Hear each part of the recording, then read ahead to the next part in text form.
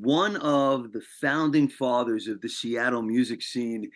There has been this story about Malfunction being born on Easter Sunday, 1980, and here we are, a brand new release on vinyl happening for Record Store Day. Kevin Wood with us to talk about it. Kevin, did you think all of those years ago when you, Andy, and Regan formed this band, we'd still be talking about it almost 45 years later? Well, that was the intention. I was hoping that we would. It's it's interesting that after all these years since Malfunction got together and we saw the advent of cassette, we saw CD and all these different formats rise, we saw streaming where physical media didn't matter anymore. All of a sudden, here comes vinyl again, which was the first media that Malfunction was ever released on in 1986, right? Yeah, that's right. Yeah, it's kind of a full circle. That was the CZ Records. It Deep, wasn't another Pyrrhic Victory. What was it? That was Deep Six, right? yeah, Deep Six. Which was a showcase of everybody that would rise through that time. What was what is the significance of these collections of music that you're putting out? I mean, we know the story of Malfunction now. We know pretty much what happened with you, with Andy, with Regan, but we're still finding more music. What's the significance of this music coming out in 2024? Well, I think it's a interesting retrospective in what we were doing in the years before the late '80s. We were gigging steadily in the Seattle scene, and we were, like everybody else, shopping for, hoping that we would get a deal. And we wanted to be tight, and we recorded all of our rehearsals on, portable recording devices. And it's interesting that we didn't have a PA actually that would be loud enough so we could hear Andy singing. So he would go in and overdub the vocals after the fact by playing the tape through his portable stereo. We used to call them ghetto blasters. I don't know if we still Yep. can do that anymore, but he'd play that back and then sing along with that and record that. So some of those recordings are like that. Other ones are more. I think we put a close mic on the PA, but it's all room recording, and we recorded it in a little room. I was renting a house on Bainbridge Island, and a tiny little bedroom. We converted it into a rehearsal studio, and I think that's probably where most of my hearing loss came from, actually. I had the Marshall in there. Andy had his 300-watt acoustic. Regan had this massive kit, double bass, and he hit so hard that he'd break cymbals. And these are the old Zildjian cymbals too that were thick, Excuse me. craft rides. You guys came out of the time when hair metal was still the predominant music form of rock music on the radio. But when you listen to Malfunction, although there was a lot more heavy metal and hair metal influence, you could still hear a direction that your music was going in that nobody else was. And I mean, Andy had gone on to form Mother Love Bone, and then there was the rise of Pearl Jam and the other guys. So Malfunction never really got the spotlight. But looking back at this music that's coming out now, do you think there will be that aha moment in the casual music fans' mind that says, "Oh, this is where it came from"? Well, yeah, we were always trying to buck trends, but I think during that era we were highly influenced by the resurgence of metal music that was coming out. The metal revival, and I know I was, and I listened to nothing but that. And so these songs have more of a hard edge to them. It wasn't until later that we slowed down quite a bit and became a little bit more esoteric. But it's a good it's a good. I think what it captures is the growth of the band.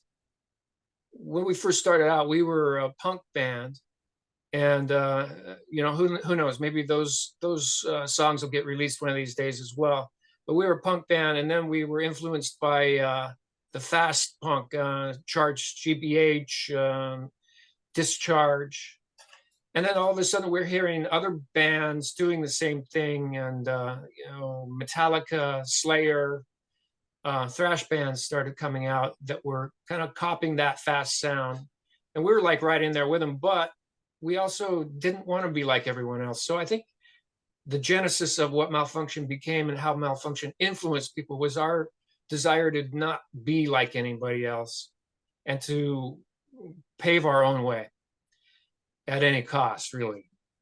There's two legends about Malfunction, and every band that has ever made it to the radio playing from the Northwest Sound cites Malfunction as an influence, and they all say two things. One, they talk about your brother pointing up to the balcony saying, "You people over there," but there was no balcony because you were playing in a small club somewhere with one floor. And the other thing is, Kevin never stopped soloing. The legend was that you soloed from the second you walked on stage till the second the last song played. When you hear some of these rehearsals, do some of those legends hold true, or do we hear the human version of the legend? Well, the legend, um, it's a good legend. And Andy was always on, and he definitely had that flair of a showman. And I think there were probably a couple shows early on where the sound was awful. I couldn't hear anything, and I just said, "Well, this set was going to shit." So I just said, "Fuck it, I'm just gonna blow doors here for a while." But it wasn't the case every show, and I mean, it's a good legend to have, but it's certainly not the case. These songs are all arranged, beginnings, verse, chorus, solo, ending. They're all well put together songs. So, but I don't mind the legend. The legend it was true a few times. Especially when you're young and you're starting out and you're in the spotlight for the first few times, and everything just goes. It's a train wreck, right? Right. So you're thinking, well, I'm going to save this train wreck. I'm just going to play some solos here because basically this set is shot. Kevin, other than tracking down Deep Six or Another Feared Victory, I think the only place to get a proper collection of Malfunction songs up until this point was on that Loose Groove Return to Olympus album that came out in, I believe, 1995. So, with this collection of Malfunction coming out on vinyl, what will people hear that they haven't heard before? Oh, they'll hear a bunch of songs that basically you had to buy a tape from us, or you had to be at a show to hear, and or you had to be one of our neighbors. But yeah, it's definitely it's a slice from our history where we were practicing hard, working on songs, and some of these songs actually did make it into the later days, but most of them didn't. And it's a good representation of where we were at the time. When I heard songs like Winter Bites and Shotgun Wedding, some of those songs, the riffs went on with other bands. You've heard certain songs. I think I Want to Be Your Daddy shows up slightly in a Pearl Jam song called it was Immortality. Uh, Yeah, there's a your riff in Jezebel Woman that you hear in a Pearl Jam song Yeah, too. You know, but you know, I actually this stuff isn't absolutely. I mean, I've had this stuff available on Bandcamp now for not all of this stuff, different collections from the same era. sure. And I used to sell CDs from my house with Whammy Box Records, where I would sell this kind of old stuff like this. So I mean, it's, for the diehard fans, this is like They already know about a lot of this stuff, you know. But I mean, this is great to have a wide release like this, where people who maybe had no clue and they heard about it after the fact, after I stopped selling CDRs out of my house. They can experience this, and the packaging is great. I just picked up my copies from the post office the other day, and it's two albums, awesome spread inside, old pictures. So yeah, it's cool. Are some of the pictures in the artwork pictures we haven't seen before, or at least haven't seen in a long time? Yeah, yeah, they are. Because I used to pepper my website with them back in the day, back when people used to go to websites. We're talking to Kevin Wood on 94.3 The Shark, Everything That Rocks. His band Malfunction getting a proper record store day release. In addition to independent record stores, is there a website where we can track this stuff down and find out where to pick it up? Yeah, Southern Lord Records is doing the release. Southern Lord, and they've got a Bandcamp page. They're dealing with all of the logistics of getting it out there for people. You have been a part of this music scene since the beginning. You've seen bands come, you've seen bands go. Malfunction's a band that many cite as an influence. What bands did you see that you felt should have gotten a wider release and more recognition, and just for one reason or another never did? Of the Seattle bands, Yeah. well, I really liked the original Farts lineup. I mean, those guys were great. The energy was just over the top, and I mean, that Paul Soldier was diabolical. And but I always thought we were the best band out there at the time, and I really was kind of surprised at some of the notoriety some of these bands got, actually. And I don't feel good about that now, but that's where I was back then. So, um, in retrospect, all the bands that got their notoriety deserved it. Nobody didn't deserve their notoriety and their fame. But in the day, we were young men, and we thought we were the best. So it's kind of hard to say.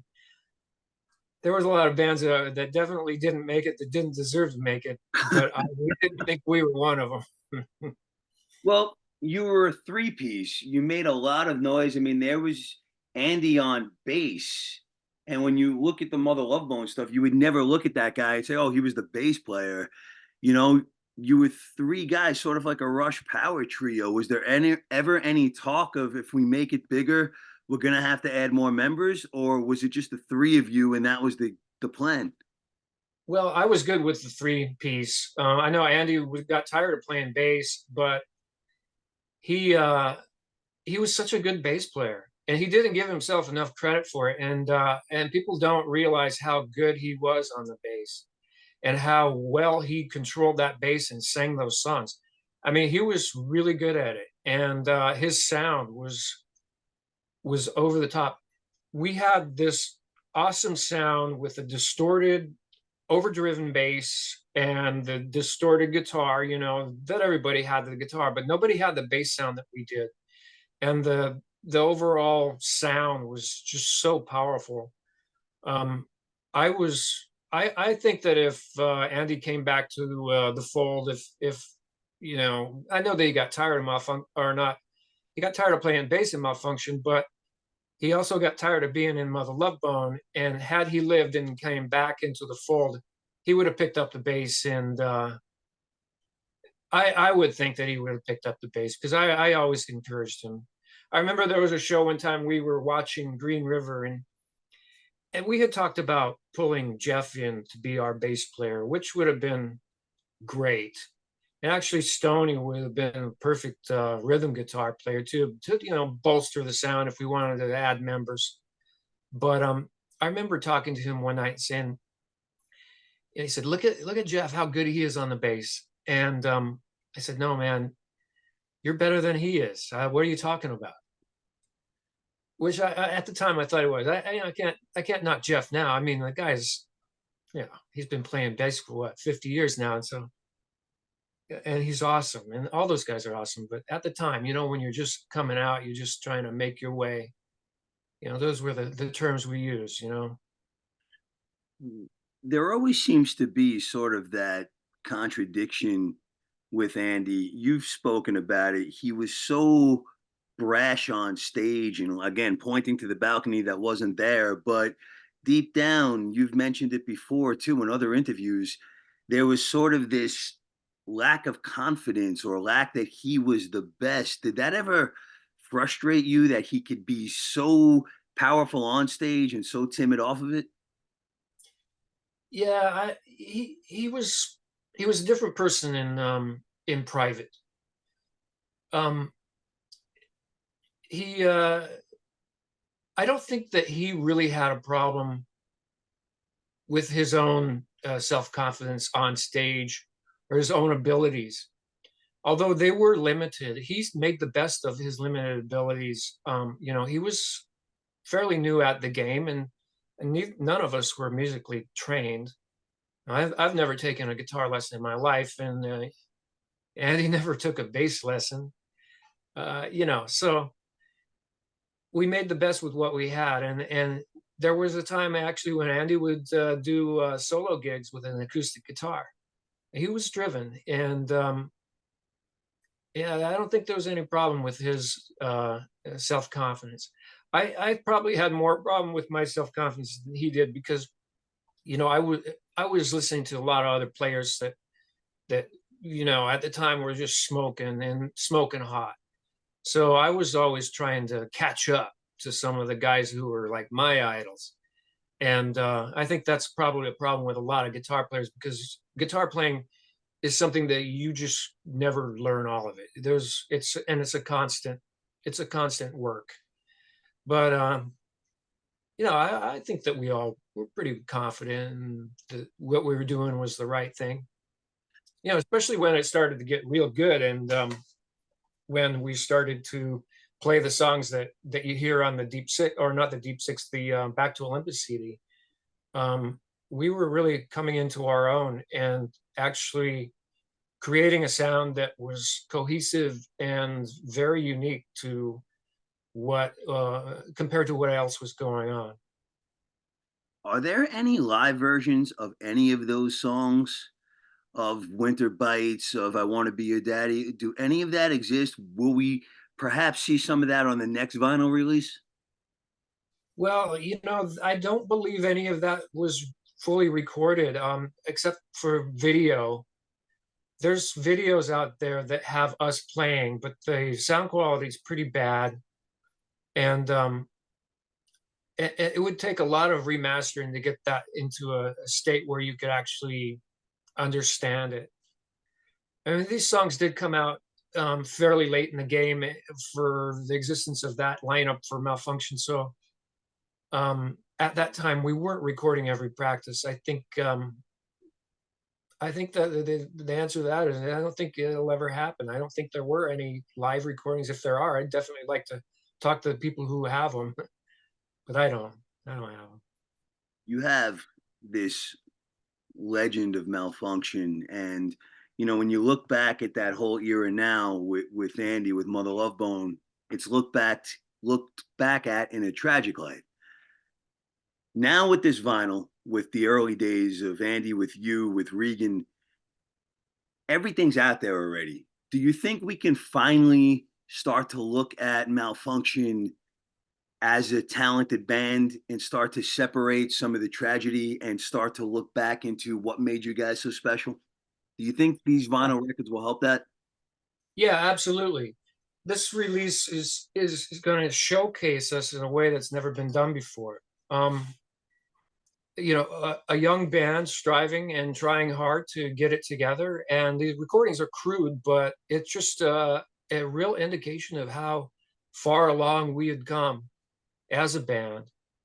And I mean, there were problems with some of the production of the Back to Olympus. That was a demo that Yeah. we were never really able to complete, but it is a nice timeline. It's a slice of our existence, which is, fully represented. But the early stuff, the crude recordings, it's got so much energy and it sounds good. Actually, it sounds really good because it's been remastered, and the songs are clever.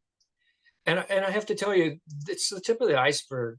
I've got I've got tapes galore of stuff that they're not even on this record. So if we get a good positive response in this, there's no reason why you won't be able to hear more of it. As soon as it's out, we're going to play the entire thing on 94.3 The Shark on a episode of Crown of Thorns. I think that the world needs to hear it, and at least Long Island, there's again this folklore about malfunction to finally have some representation of it. Do you think that you might inspire some of the other bands that have come up that have had short careers or that almost made it? Do you think that there's other material out there from some of these clubs that you guys played with that might see the light of day and perhaps you spark a little revolution? Well, yeah, I suppose that could happen. I don't see why not. There are probably some bands out there that people would be interested in, that would be in sort of the same vein. But to tell you the truth, I can't think of who they might be. Maybe the Accused. I know we gigged with them a little bit, and but I think that most of the bands that we played with, they didn't really go very far, and they didn't have. They might have had decent followings in the day, but they don't have the legendary status, which you know I it, I think that it's Andy's legacy. It's the fact that tragically his career was cut short, but it's also indicative of the fact that he was incredibly talented, and we were a pretty unique and talented band. Um, so yeah, there might be something to that, but I can't think of another band in Seattle that could match us as far as interest or even entertainment quality. I don't want to get any I don't want to piss anybody off, but that's just how I feel. And it's When you look back at the Deep Six compilation with Chris Hanzik, he seemed to have gotten it right. It was Malfunction, it was Soundgarden, it was the Melvins, it was most of the bands, uh, Green River, that wound up, if not with the bands they were with, members went on to do other things. But the funny thing is, you've mentioned it and other people mentioned it. Everybody seemed to gravitate towards the U Men who were on that album, and they were the ones that had the least amount of success. yeah, yeah, I know. It's just the way it was back then, I guess. The U-Men were a good band, and I remember the very early days seeing them, and I was impressed. They put together a good set, but at the end of the day, it's the bulk of the people with the who like other bands that make it happen for other bands. They were a good band, but they just didn't have that kind of pizzazz. I think they were a little bit out of the category of rock. They didn't. They came off as sort of like a I don't know. Um, there was a band. What was that band with that guy? God, I can't remember. The Stray There was a band. Cats, because they sounded kind of rockabilly to me, the U Men. Yeah, yeah, kind of like that, which was sort of already been done. Yeah. I think people wanted to hear something just completely different or something crushing because we were coming out of the punk era and we wanted to have you know I think the genesis of the Seattle sound was the loud power Right. rock, and they just didn't seem to have that. So Kevin Wood on 94.3 The Shark, we are celebrating the upcoming release of Malfunction on vinyl for Record Store Day.